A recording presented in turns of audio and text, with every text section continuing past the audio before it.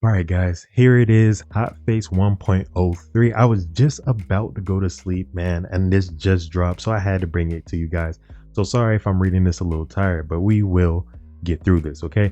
So we're gonna go ahead and just break it down. We're gonna go right into what we need to know. The content improvements, UI and UX. An option has been added to turn off other players' effects, projectile explosion. In order to improve the visibility, the explosion effect, and the duration of vestigial organ have been reduced. Now, here's the director's comment. As Glaze Infinite launcher build became popular, we took temporary measures to address an issue where the explosion effect was disrupting gameplay severely. Currently, we only provide the option to disable other players' projectile explosion effects, but we are planning to enhance this feature for other effects as well. A system message has been added to make it easier to check the down but not out status of allies, and an extra measure has been added to the party member UI. Reduced the research completion visual effect duration of materials frequently used in research. Away from keyboard, aka AFK, has been added to the player report menu. So I guess now you can report players who go AFK, but please use it wisely and don't abuse this, okay? All right. Director's comment. We have been keeping a close eye on recent trends regarding AFK, and we agree the AFK hinders the gameplay for other players. However, we believe that a cautious approach is required in this matter. This is because AFK judgment mechanisms can sometimes be bypassed with simple shooting or moving actions, and the AFK kick system can be exploited for other purposes. First, we are trying to learn the patterns of AFK players with AFK report. Through this, we plan to collect the information necessary to separate AFK players in matchmaking and prepare an appropriate measure in the future. We are considering ways to resolve the AFK issue so that everyone can enjoy the game together. We ask you to respect other players in the meantime, and if you have an idea on this matter, please let us know. Please, I apologize if you guys can hear my cat. It's the morning time. She goes crazy in the morning. All right. The UI has been updated so that major rewards obtained from quests that have been already cleared are checked in the quest list. A function has been added to view acquisition information directly in the target section of library. Fix an issue of scrolling to the top when moving from the target item of library to the corresponding item list. Added firearm types and rounds types to the library weapon list. Fix an issue where a player who joined the Void Fusion Reactor could use the reconstructing device even if there were no Void Shards after completing the mission. So I guess now people are gonna have to have the shards, but here, let's go ahead and break it down, alright?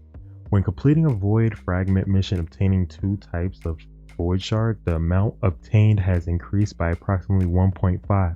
That is a huge W right there. Let's keep reading. Void Fusion Reactor mission tooltip has been updated to display the number of Void Shards.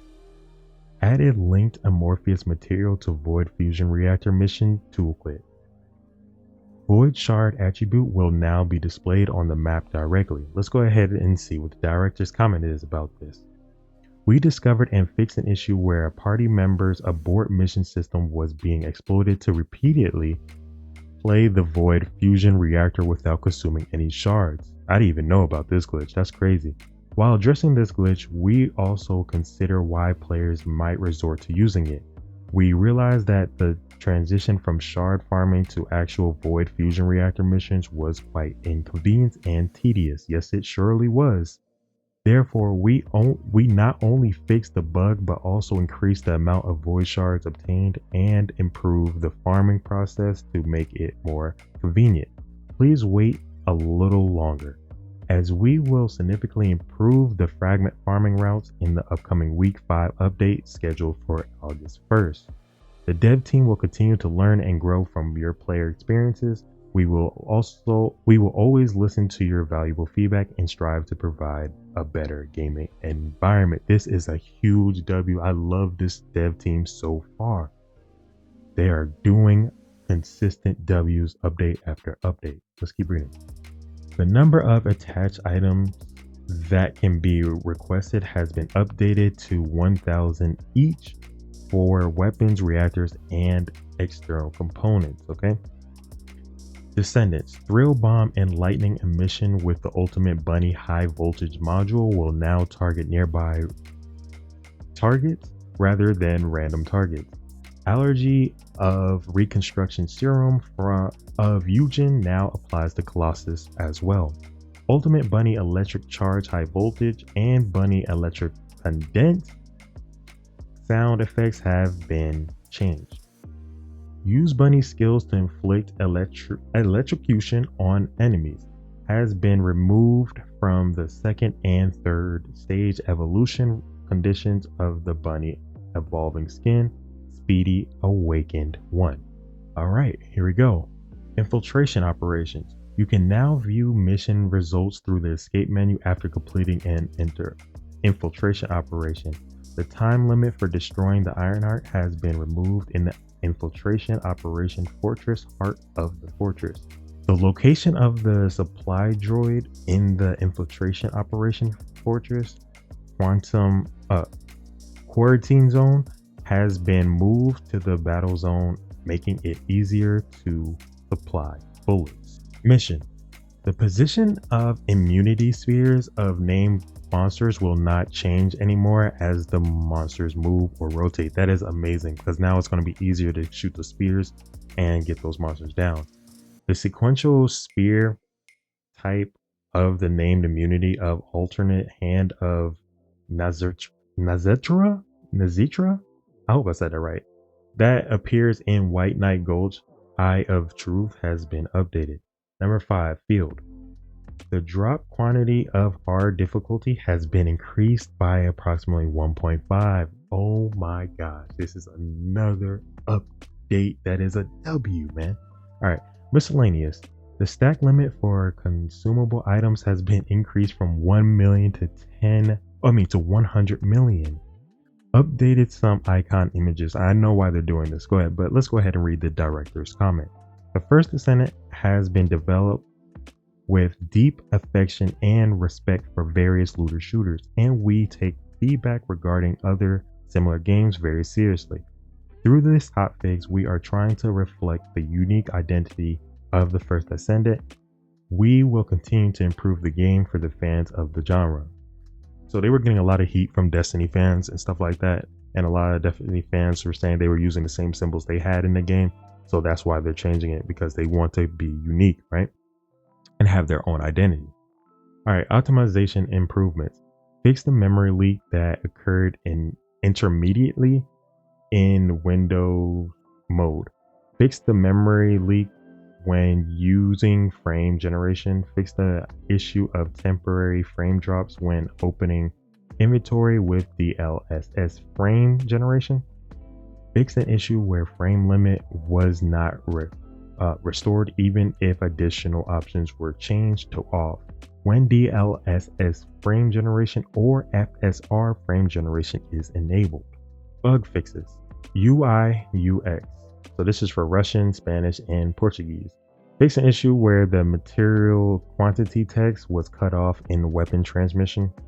Fix an issue where the top menu remained when scroll map top library through acquisition information and then moving to the screen with escape. Fix an issue where a black screen was briefly displayed when starting a special operation. Symbol effects have been added for code analyzer, code breaker, and code material drop. Fix an issue where account names starting with the number sign were not visible. I've seen that. I was trying to add a couple friends and stuff like that, and it was not working, so I'm glad they fixed that, right? Alright, Descendants. Fix an issue where the Descendant couldn't be changed after completing the exclusive dungeon of the quest to Bunny, our beloved daughter, in the Bunny quest. Fix an issue where Bunny's lightning emission was used even if there were no moving distance when rolling over a box or wall. Here's the director's comment about this, okay? We love how Bunny runs fast, unleashes electric energy to take down her enemies, but Bunny is a descendant who gains her power in proportion to the distance she travels. However, rolling around in a corner and using her skill was not what we expected from her, so we decided to fix this. Additionally, we detected the use of various macros and authorized programs through our monitoring system, including the rolling in place macro. We are currently taking actions against macros and unauthorized programs, and we will continue to strive to create a more enjoyable gaming environment for everyone. All right, I understand this. I actually seen somebody doing this. They were clicking and just meleeing the air so they can stay active in the game. I think they took a break or went to go eat and they didn't want to stay online, so that's what they did. So they did like a click, like you had timed it, like a few seconds you click and then you'll stay active, right? They were doing this in RuneScape. I remember that. Let's go ahead and keep reading, okay? Where am I? Okay. Fix an issue where sound effect was not played intermediately when landing on the floor with Kyle's superconductivity thrusters. Fix an issue where the charging motion was repeated with Kyle's repulsion dash. Modules. Fix an issue where the arcade acceleration module did not increase the speed and distance of projectiles. Fix an issue where Ajax's body enhancement module did not reflect the max shield in the current shield after moving to the map. Fix an issue where the firearm ATK of the shoot focus module was applied as a sum operation and not as a multiplication operation. Fix an issue where the module list scroll was reset to the top after module enhancement. Number 4, missions. Fix an issue where monsters would not spawn if the first monsters spawned upon entering the Vulgus strategic operation outposts were immediately killed. Fix an issue where the next quest could not be started under certain circumstances. Jesus, I'm delusional right now. Fix an issue where the spirit would tremble when it was far away during the named monster's sphere gimmick. Fix an issue that prevented field change by removing the shield created during the upper hatchery mission in the White Knight Gulch hatchery. Fix an issue where monsters would spawn even without an actual battle in the White Knight Gulch fortress outskirts. Let's see what the director said. The fortress outskirts have become a popular farming area with many monsters pouring in from the beginning of launch. We love the run and kill play and believe running, shooting, and bursting are the fundamental aspects of a looter shooter. However, using the terrain to exploit and gather monsters without any action was not what we intended. If anyone simply stood still and hunted, the game's enjoyment would quickly diminish. Therefore, we decided to make a change. I love the fact that they're trying to keep this game fun. We maintained the spawn rate by keeping the 4 Vulgus resource storages active simultaneously, but monsters will not increase when players are idle. Run, shoot, and create some explosions. Many more monsters will continue to appear. Number 5, field. Fix an issue where the code analyzer was intermittently bro, this word is killing me. Intermittently. Yeah, that's what I'm just saying. Intermittently required when working with the encrypted vault in the hard difficulty. Fix an issue where following while using a grappling hook in a certain section of the prologue cause you to spawn at the next location with the mission unfinished status. Void intercept battle. Fix an issue where the removal did not happen intermittently and the grappling hook was maintained during a battle. Miscellaneous.